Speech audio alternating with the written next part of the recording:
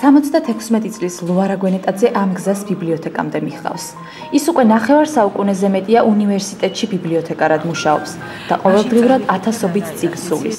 და ამდენივე რაოდენობის სტუდენტს ემსახურება. 8 წლის განმავლობაში ყველა ფაკულტეტის პირველ კურსზე სტუდენტებს ბიბლიოთეკათმცოდნეობაზე ლექციების კურსს უკითხავდა და ამბობს, რომ საუკეთესო წლები იყო.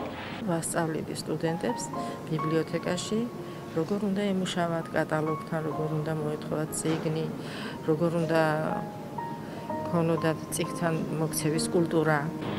როგორც თავად ამბობს მის თვალწინ, უნივერსიტეტის წიგნადი ფონდი 56 წელია ივსება, სადაც ძველ საბჭოთა დროინდელ წიგნებს ახალი ფორმითა თუ ილუსტრაციებით თანამედროვე ლიტერატურა ემატება. წიგნების უხუცესიმცველი მიიჩნევს, რომ თითოეული მათგანი განსაკუთრებულია, რომლებიც მკითხველს სამყაროს სხვადასხვაგვარი კუთხით აცნობს. ეს არის დასაყრდენი ძალა ჩვენი ახალგაზრდა მომავალი თაობისთვის, განათლებისთვის, კულტურისთვის, მოწესრიგებისთვის, ყველაფერი წიგნებში წერია. წერეთის უნივერსიტეტის ბიბლიოთეკაში მილიონზე მეტი წიგნი, ჟურნალი და გაზეთი ინახება. თუმცა ლუარა გვენეტაძისთვის წიგნების სამყარო იმდენად ნაცნობია, რომ საჭირო წიგნს სათვალისა და კატალოგის გარეშე პოულობს.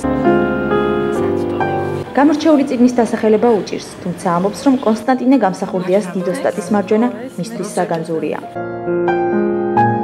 ისე როგორც სიყვარულია შენი ქვეყნის, სვეტი ცხოვლის, თითეული გმირის, თითეული ადამიანის ეს აი შენ ცნობიერებაში არასოდეს არ წაიშლება.